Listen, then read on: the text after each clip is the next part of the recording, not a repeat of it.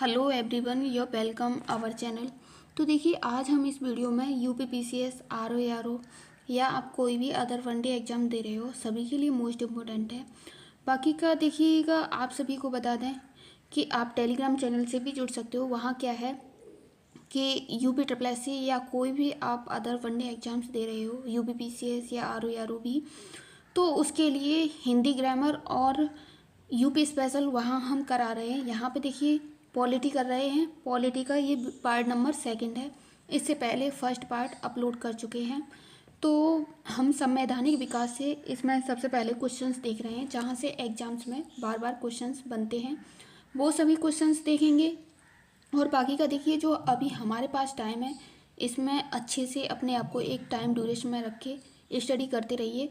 क्योंकि देखिएगा, अभी हम अगर एग्ज़ाम्स डेट के लिए बैठेंगे कि एग्ज़ाम डेट आ जाए उसके बाद स्टडी, एग्ज़ाम डेट आने के बाद स्टडी नहीं होती है। उसके बाद आप ओनली रिवीजन ही कर पाओगे। तो जितना भी हमारे पास टाइम है, हैंड राइटिंग नोट्स में चीज़ों को प्रिपेयर करते रहिए। बाकी का थोड़ा बहुत मेंस का भी करते रहिए। जब तक रिजल्ट नहीं आ रहा है तब तक थोड़ा बहुत मेंस का भी करते रहिए, क्योंकि अभी नहीं तो फिर आगे चल के मेंस तो देना ही है। तो यहाँ हम अपना देख लेते हैं।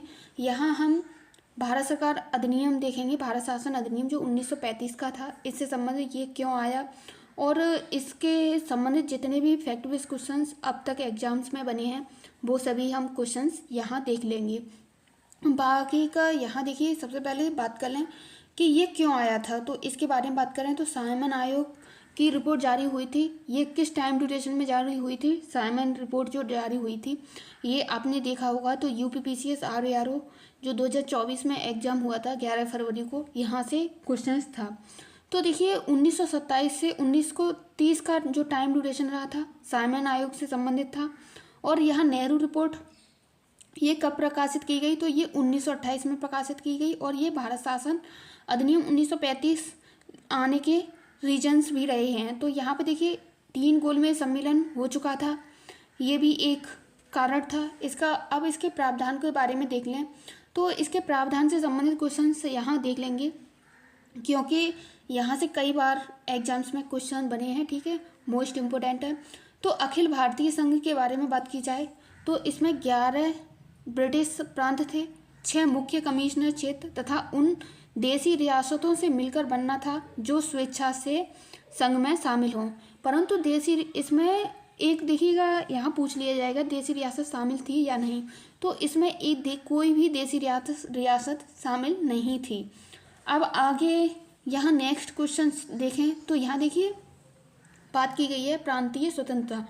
प्रांतीय स्वतंत्रता को लेकर बात करें तो प्रांतों में द्वैध शासन व्यवस्था का अंत कर दिया गया और केंद्र में द्वैध शासन की शुरुआत हुई। प्रांतों में द्वैध शासन का अंत कर दिया गया था और केंद्र में द्वैध शासन की शुरुआत इसी के तहत हुई थी। अर्थात यहाँ पे बात करें तो व्यक्ति को केंद्र और प्रांतीय विधानसभा मंडलों के बीच, इसके तहत 3 सूची बनाई गई थी। प्रांतीय विधानमंडल के बीच बांट दिया गया था और इसमें 3 सूची बनाई गई थी। उन सूचियों को लेकर बात करें तो वो कौन कौन सी सूची थी? तो देखिए, जो संघ सूची थी उसमें 59 सब्जेक्ट थे और जो राज्य सूची थी उसमें 54 विषय थे। और यहाँ पे बात करें समवर्ती सूची में तो इसमें 36 विषय थे। तो ये 3 समवर्ती सूचियाँ बनाई गई थी इसके तहत। आगे नेक्स्ट क्वेश्चंस देख लें। तो देखिए, यहाँ बात की गई है केंद्र में द्विसदनीय विधायिका में सदस्यों की संख्या बढ़ाई गई थी। ये क्यों बढ़ाई गई थी और किस ब्रिटिश प्रांत से निर्वाचित सदस्य कितने थे और कुल सदस्य कितने थे, वो सभी देख लें। संघीय विधानसभा की बात करें तो इसमें कुल सदस्य 375 थे और जबकि ब्रिटिश प्रांत से बात करें तो ये 250 थे। वहीं नामांकित देसी रियासत से बात करें तो ये 125 थे। राज्यसभा के बारे में बात करें तो कुल सदस्य यहाँ कितने थे? 260 थे। निर्वाचित और नामांकित ये दोनों तरीके से थे, यहाँ पे 260। आगे नेक्स्ट क्वेश्चन देख लें। तो देखिए, यहाँ प्रांतीय विधायिका में 11 प्रांत थे। 11 प्रांत थे, उनके बारे में बात करें। द्विसदनीय मंडल में कितने थे? अपर और लोअर में 6 प्रांत थे। वहीं 5 प्रांत की बात करें तो एक निम्न सदनीय विधायिका थी 5 प्रांतों की। ये सभी फैक्ट बेस हमने यहाँ प्रांतीय विधायक का जो 11 प्रांत थे उससे संबंधित क्वेश्चंस हैं। आगे यहाँ नेक्स्ट क्वेश्चंस देखेंगे तो जो अवशिष्ट शक्तियों तथा आपातकालीन जो अधिकार वायसराय को दी गई थी उसे लेकर बात की गई है। यहाँ देखिए संघीय न्यायालय की स्थापना कब हुई, तो इसके बारे एक मुख्य न्यायाधीश और 7 अन्य न्यायाधीश थे। अगर टोटल मिला के बात करें तो 8 थे। प्रथम मुख्य न्यायाधीश कौन था? मैरिस ग्वायर, ये प्रथम मुख्य न्यायाधीश थे। कई बार यहाँ से एग्जाम्स में फैक्ट बेस्ड क्वेश्चंस बना है। यहाँ नेक्स्ट क्वेश्चंस देखें तो संघीय व प्रांतीय विधायिका और सांप्रदायिक निर्वाचन पद्धति विस्तार किया गया। आंग्ल भारतीय, ईसाई, यूरोपीय, हरिजन, महिला एवं मजदूर, ये सभी इसमें शामिल थे। आगे इसमें के बारे में बात करें, इसमें प्रस्तावना का अभाव रहा। आगे नेक्स्ट क्वेश्चंस देखें तो देखिए यहाँ बात की गई है बर्मा को भारत से अलग कर दिया गया था भारत शासन 1935 के अधिनियम के द्वारा, और इंग्लैंड के औपनिवेशिक कार्यकाल के अधीन कर दिया गया था इसे। बरार को मध्य प्रांत में शामिल किया गया। आरबीआई की स्थापना भी इसी के तहत हुई।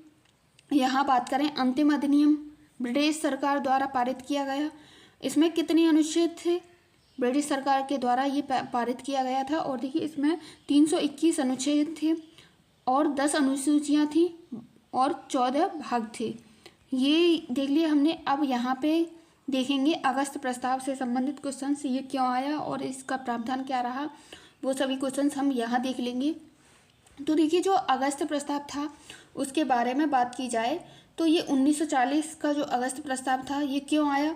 द्वितीय विश्व युद्ध में ब्रिटेन की हार हो रही थी, इसीलिए भारतीयों से सहयोग प्राप्त हेतु 8 अगस्त 1940 को वायसराय लिथगो यह प्रस्ताव लाया था। आगे नेक्स्ट देखें प्रावधान, इसके प्रावधान क्या क्या रहे। तो इसके प्रावधान को लेकर बात करें तो ये भारत को डोमिनियन स्टेट का दर्जा दिया जाएगा। इसके तहत भारतीयों को सम्मिलित कर युद्ध सलाहकार परिषद की स्थापना की जाएगी। इसके तहत वायसराय की कार्यकारिणी परिषद का विस्तार भी किया जाएगा। इसके तहत ये सभी इसके मुख्य प्रावधान रहे। और देखिए यहाँ बात करें युद्ध के पश्चात संविधान सभा का गठन, युद्ध के पश्चात जो संविधान सभा का गठन किया जाएगा इसी के तहत। पहली बार संविधान की बात इसी के तहत की गई थी। पहली बार संविधान की बात अगस्त प्रस्ताव के ही तहत की गई थी। अब यहाँ क्रिप्स मिशन से संबंधित क्वेश्चंस देख लेंगे, क्योंकि यहाँ से कई बार एग्जाम्स में फैक्ट बेस्ड क्वेश्चंस बने हैं। बाकी का आपके लिए ये नोट्स मेंस के लिए भी, मेंस के पर्पज से भी मोस्ट इम्पोर्टेंट है। तो थोड़ा डीप में जाके हैं, एक एक पॉइंट को कवर अप करते हुए। यहाँ क्रिप्स मिशन 1942 में आया और ये क्यों आया और इसके प्रावधान क्या रहे, वो सभी क्वेश्चंस हम यहाँ देख लेंगे। तो देखिए ये क्यों आया इसके बारे में बात करें तो भारत पर जापान का हमले का भय तथा इंग्लैंड की कई जगह युद्ध में हार हो रही थी, इसलिए और यूएसए, रूस और इंग्लैंड पर दबाव बनाया कि भारतीयों से सहयोग प्राप्त किया जाए, इसलिए क्रिप्स मिशन 1942 भारत आया। यहाँ पे बात की है मार्च 1942 में आया। चर्चिल वहाँ पीएम थे उस टाइम इंग्लैंड के। यहाँ बात करें आगे प्रावधान को लेकर, इसके प्रावधान क्या क्या रहे। तो देखिए इसके प्रावधान के बारे में बात की गई है कि डोमिनियन राज्य के दर्जे के साथ भारतीय संघ बनाया जाएगा, ये बात की गई थी उसमें। युद्ध समाप्ति के बाद संविधान सभा का चुनाव होगा। पहली बार चुनाव द्वारा संविधान सभा ब्रिटिश सरकार संविधान सभा द्वारा बनाए गए संविधान के निम्न शर्तें अधीन स्वीकार करेगा। वो निम्न अधीन शर्तें कौन कौन सी हैं? देखिए बात करें संविधान जिन प्रांतों को स्वीकार नहीं होगा वे भारतीय संघ से अलग हो सकेगा, इसमें ये बात कही गई थी। और यहाँ पे देखिए बात करें अलग हुए राज्य को स्वयं अपना संविधान बनाने का भी अधिकार इसमें दिया गया था। आगे यहाँ नेक्स्ट क्वेश्चन देख लें। गांधी जी ने पोस्ट ऑफ डेथ चेक कहा गया इसके तहत। और यहाँ देखिए जो राजगोपालाचारी का फार्मूला था 1944, उससे संबंधित क्वेश्चंस को देख लेंगे।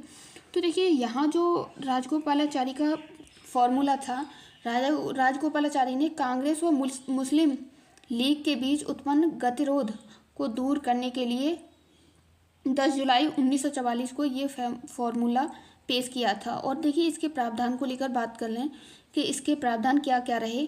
तो गांधी जी ने इस फॉर्मूले का समर्थन किया था। पूछ लिया जाए गांधी जी ने इस फॉर्मूले का समर्थन किया या नहीं, तो गांधी जी ने इस फॉर्मूले का समर्थन किया था। यहाँ देखिए बात करें, मुस्लिम लीग भारतीय स्वतंत्रता की मांग का समर्थन करे, प्रांत में अस्थायी सरकार की स्थापना में मुस्लिम लीग का सहयोग करे, ये सभी बातें इसमें कही गई थी। युद्ध के बाद उत्तर पूर्वी व उत्तर पश्चिमी भारत में जनमत संग्रह कराया जाएगा, ये बात कही गई थी। और यहाँ देखिए बात करें, प्रतिरक्षा, वाणिज्य, संचार और आवागमन पर संयुक्त समझौता हो जाए, ये सभी बातें इसके तहत की गई थी। राजगोपालाचारी जो फॉर्मूला 1944 था, तो यहाँ हमने भारत शासन अधिनियम 1935, क्रिप्स मिशन 1942 में आया, इससे संबंधित अगस्त प्रस्ताव से संबंधित जितने भी फैक्ट बेस्ड क्वेश्चन थे वो सभी हमने यहाँ देख लिए। आगे के क्वेश्चन नेक्स्ट वीडियो में देखेंगे। बाकी का देखिए आप सभी साथ ही साथ रिवीजन करते रहिए जितना भी हो सके, जो हमारे पास टाइम है इसमें हम जितना भी फैक्ट बेस्ड चीज़ों को रिवीजन करेंगे, बेटर वे में हमारा सिलेबस कवर अप होगा। और तो आज के लिए बस इतना ही, नेक्स्ट वीडियो में नेक्स्ट पार्ट देखेंगे। Thanks for watching this.